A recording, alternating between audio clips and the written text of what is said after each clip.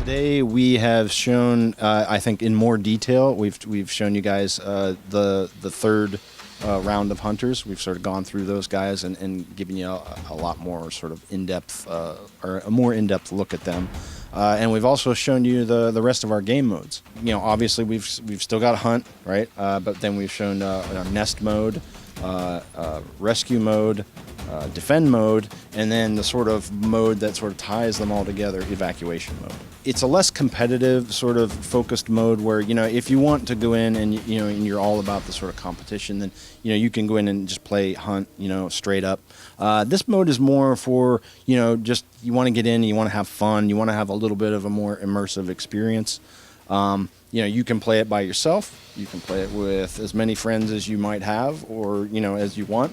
You can play it, you know, full on, you know, with a full hunter team and a full monster team. You can play it by yourself as the monster. So it serves a couple different roles, right? I mean, one, it allows you to go in and play and sort of, like I said, sort of have that light narrative, you know, that, you know, basically the evacuation of Sheer happens over 5 days, right? And each day is represented by a round. And at the end of each round, there are consequences for winning or losing. So if the monster wins, you know, the next map will be affected in some way. And likewise, if the hunters win, the next map will be affected in some way. The other purpose that it serves is that, you know, it's a great place for training.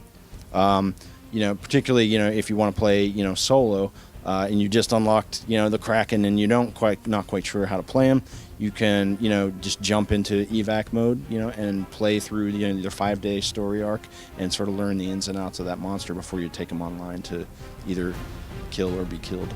They asked us to come up with this, you know, how many different combinations can happen in evacuation mode, you know, given all the sort of variety of, you know, of factors.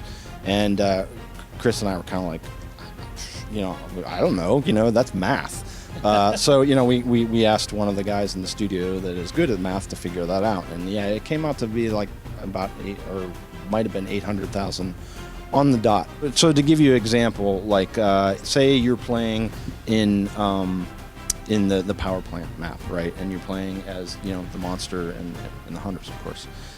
If the hunters win, the next map in, you know, the next day, essentially, whatever the next map is in the lineup, we'll have powered up sentry guns that'll be in the map, right, that can, you know, help the hunters. Basically, the monster, you know, will be getting shot up more.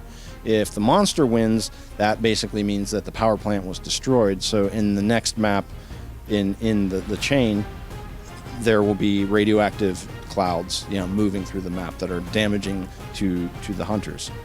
So basically what you're doing is winning, you know, it sort of gives you this kind of like bonus effect for the next round. Now those winning effects don't stack, right? So if, you know, I won't have to deal with radioactive clouds for the rest of the 5 days, right? It just depends on who, you know, wins the next match, right? To see what the campaign effect is. And then it's worth noting that the first round is always hunt in evacuation mode, but then subsequent rounds, the next 3 rounds are voted on by the players, right? So, you know, once you win, you'll get 2 choices that are sort of relative to, you know, the position of the map, you know, sort of on a grander scale. So, you know, the power plant map is next to, you know, the distillery or the dam, right? And you can vote, you know, which one you want to go to next. And whenever you're playing in evacuation mode, particularly solo, right, you and as hunters, you have 4 hunters, you know, on the team. The really cool thing about it is that if you're playing by yourself, or, you know, if you don't have all your slots filled out, even if you have a buddy, that you can bot swap. So basically, what it does is it allows you. Say I picked Hank, right, and I'm playing Hank, right, but then I see an opportunity, you know, that maybe the AI is missing or whatever. I can swap into that other character, like the trapper, right, and I can do what it is I wanted him to do, right, and then I can swap to, you know, the assault character, right. And the cool thing about it is it lets you be the star of any particular moment, you know, relative to how the game works. So, you know, early on I can be the trapper and I can, you know, be the star of finding the monster, right? And then once we find them, I can be the assault. I can be the star of doing damage, right? And you can just swap around. You can try them all out, right? And it just gives you a really great way to sort of get good with all the different characters. The final mode is always defend mode, right? And sort of our in our fiction, basically Sheer is overrun by these monsters, and so the colonists are evacuating. And in defend, there is sort of a big deep space travels evacuation ship that is fueling up, right? Everyone's sort of getting onto it and getting the hell out of Dodge, right? And the monsters, are coming en masse to try and to destroy this.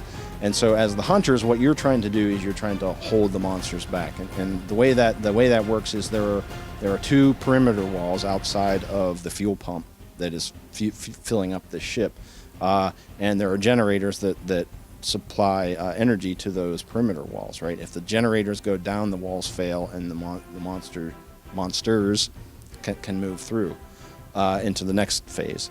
As the hunters, you're trying to stop that.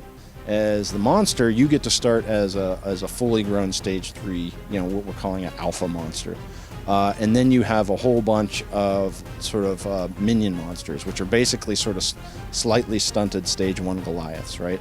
And these guys are AI controlled. They're a lot like creeps, Yeah, it sort of seems MOBA-like. Yeah, definitely. They are fairly single-minded in that they know that their job is to go destroy that generator. You can distract them, if you're a hunter, if you do a lot of damage to them, they'll get kind of pissed off at you and come after you.